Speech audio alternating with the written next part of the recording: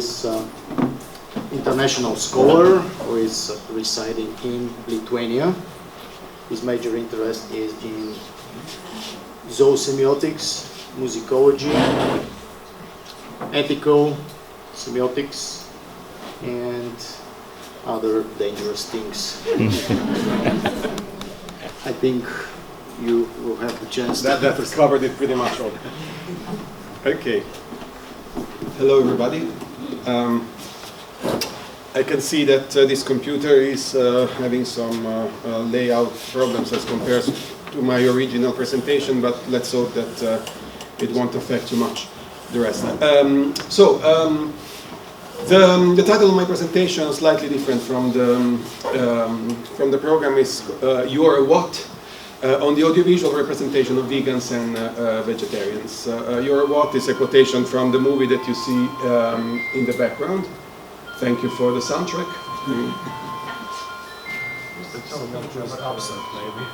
Okay, obviously. So I'm going to go through. I have quite a few slides and images and videos. So let's not waste any more time. Okay, it's covering. Very good. Thank you. So first of all, culturally and particularly cultural stereotypes and cliché often have a prominent role in the audiovisual characterization. We characterize people and also objects according to some cultural perception. The presence of cultural cliché becomes more visible when the characters in questions are not intended to be represented in their complexity, but mostly as one-sided personalities. So when we don't need to build a very rich character, then normally using references in culture that are easily identifiable, and cliché are among those, becomes a very effective strategy. Particularly with secondary characters, it is not convenient that they are complex because they would simply end up distracting the audience from the main story and main characters. And they may also fail to convey their specific function. As a consequence, it may be a good strategy to design such characters in ways that stand out as slightly unusual, even eccentric. This way it is easy for the spectators to spot their main feature, the one that is intended to be portrayed, and not pay attention to anything else. So when you don't want to elaborate too much, it's good to have something really outstanding. So you get an immediate identification with the character. Yeah, again, some layout problem, I apologize. It helps to imbue these characters with a rhetorical representation based on common places established and perceived within a society. This resulting representation is hardly fair and politically correct, but it is easily recognizable. So if we get the homosexual characters, we have it overly effeminate. If we have the blonde girl beauty can be dumb. Then the housewife is normally fat and no-nonsense type, very straightforward. The scientist is nerdy with the big glasses, very thin, and so on. So among nerdy scientists, dumb blondes, and effeminate homosexuals, there are also vegetarians and vegans. Which in this presentation, by the way, are considered as a unique group. I have to say, in the history of cinema, for a long time, the main representation was the vegetarian. And then more recently, you have straight vegan characters. But you will see that characterization is more or less the same. As you may or may not know, vegetarian doesn't eat meat or fish product, but allows dairy and egg. The vegan removes every single, is free from any animal product. So, the VV, as we will call them, are a group increasingly present in society, but that, at least in mainstream terms, still looks unusual and or eccentric to most people. The normal VB in audiovisual representation tends to be quite a weirdo, sometimes naive, often crazy, either in the dramatic or in the comic sense, and one who is provided with a number of manias and neuroses.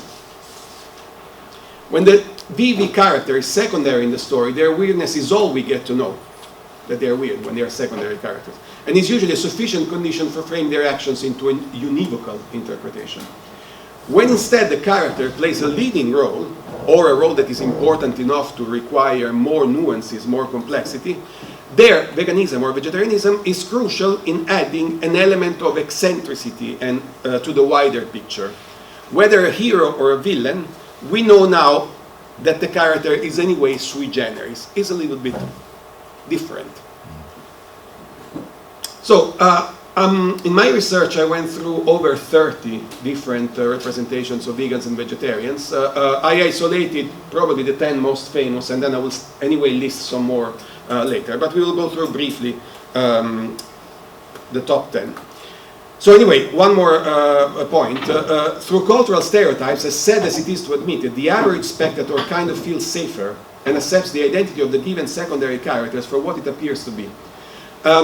There's no time to go through this point very much, but we all know that in audiovisual representation, TV, movies, we need to subtract from reality, because if we add too much complexity, we start wondering why and we get disoriented. So if we have something that is easily recognizable, you know, the homosexual who has the stereotypical traits of the homosexual, we don't pose any question. Okay, he's gay or she's gay, that's fine. We can recognize it. If it becomes too complex, then we lose too much, we waste too much time trying to interpret, and we lose the grip of the narrative. Same goes with vegans and vegetarians. So let's go through some of the famous ones. Of course, Phoebe from Friends. We all know her. She's definitely the weirdo of the group, and she's a bit naive, she's a bit eccentric, and her sense of humor is the most surreal of the series.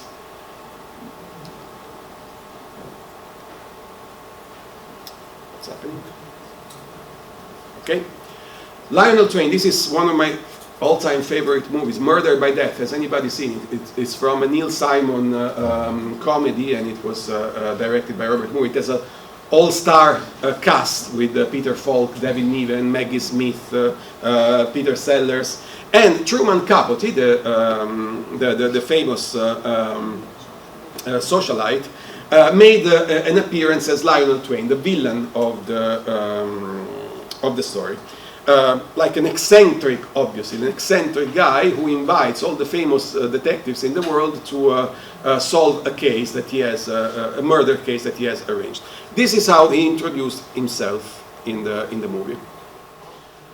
The barber from the Great Dictator is also a vegetarian. We all know the Great Dictator, and he only mentions one that is vegetarian, but for the purpose of a very funny joke. Okay.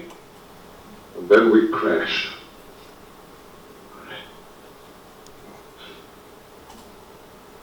Oh yes. Now I remember. But how are you? What has my friend done? I remember painting his windows, Commander, and he resisted.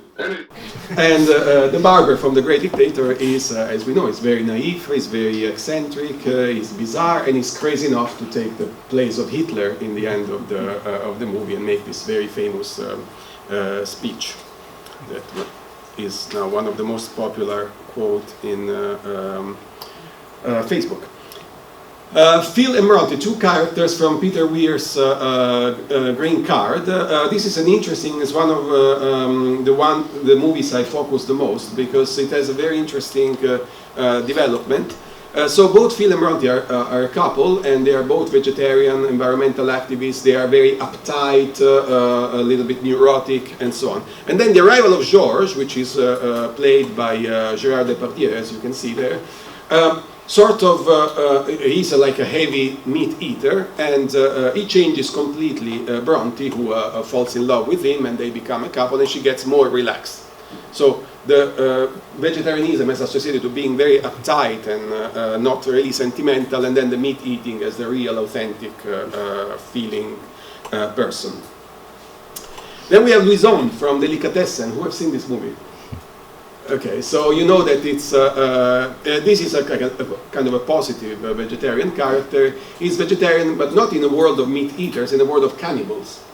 And he's a clown, he's bizarre, he's surreal, so again, a little bit sui generis.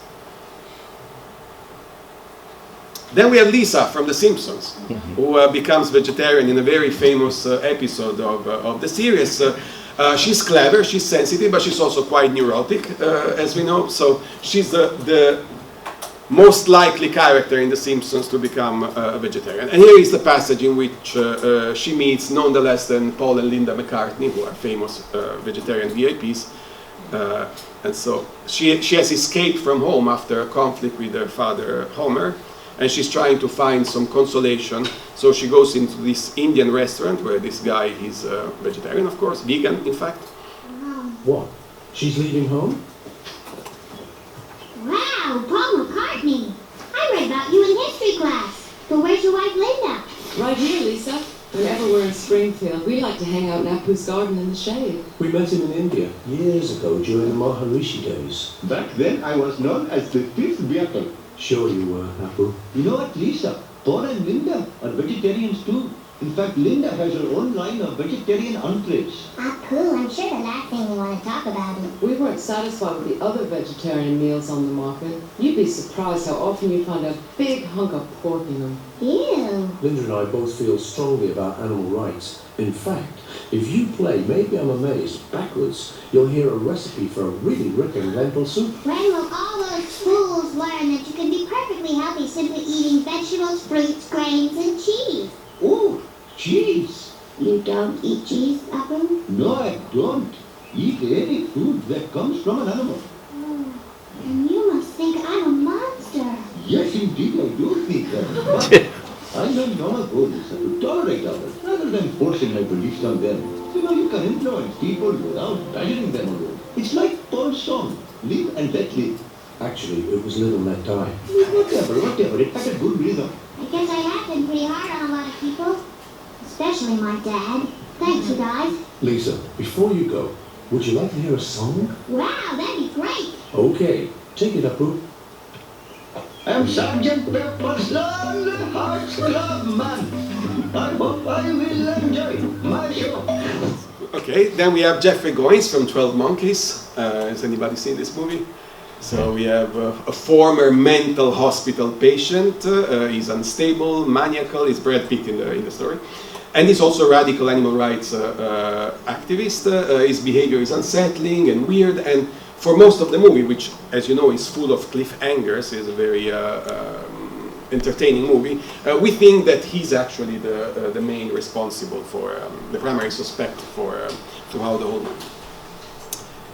Sid from Ice Age is also a vegetarian. He's clearly the weirdest of all the Ice Age characters. And in the third installment of the saga, he also adopts 3 small dinosaurs, and he forced them to eat meat, vegetables against the real mother's will. Now, this is interesting because, as Francesco has also studied very deeply, Sid is a sloth. So sloths are naturally herbivores, even though sometimes they eat some insects or small animals, but they're mostly herbivores. But in cartoons, we know that herbivore animals are not necessarily herbivores. So we see Peppa Pig family eating meat, although not pig meat, as Francesco told me. The large family, these elephants, they are also eating meat. But he's like specifically vegetarian. Spock from Star Trek. So he's a Vulcan, and Vulcans are non-violent in principle, but whether or not it can be considered a weirdo depends on how we define normality in sci-fi. But obviously he's an alien, and as we know, he's without feelings. That's the important characteristic of Spock, that he doesn't have personal attachment to things. Let's go on. Ian from My Big Fat Greek Wedding. He's another positive character. He's handsome, brilliant, and vegetarianism in this movie is used for cultural clashes purposes with the Greek family of Tula, of the girlfriend. And of course, he's weird in a context. So once again, like in Delicatessen, vegetarianism as being out of place, whatever the context is. This is probably the funniest vegetarian-related passage of the movie, as probably you remember. It's just, he doesn't eat meat. He don't eat no meat? No, he doesn't eat meat. What do you mean he don't eat no meat? as a vegan myself, there's a tendency not to consider certain meat like meat enough for not being allowed by vegans or vegetarians. So sometimes chicken, lamb, and there is also later we will see also a gender association, because the real men eat beef or maximum pork, but chicken is like slightly more effeminate, or lamb or fish. So the idea that this guy doesn't eat meat, according to the Greek families, that is not manly enough, so they make lamb instead. Okay, so finally we go to the image of the cover of my presentation. It's Jonathan Foer from Everything is Illuminated. I'm not sure if you're familiar with Jonathan Foer, but he got really big with a book called Eating Animals, which is about his experience of becoming vegetarian. And both books, Everything is Illuminated and Eating Animals, became movies, but this particular one is about himself, so it's an autobiographical movie, going to Ukraine in search of his Jewish roots. Now, he's an American. While he arrives in Ukraine, he gets these local guides, two villagers that you see already in the preview, who are villagers in all the connotations we may imagine with the word villager. They go to a village cafeteria, restaurant, where there is, the fat, no-nonsense housewife lady who is running the restaurant, and they're trying hard to understand if he can eat anything at all from the menu there.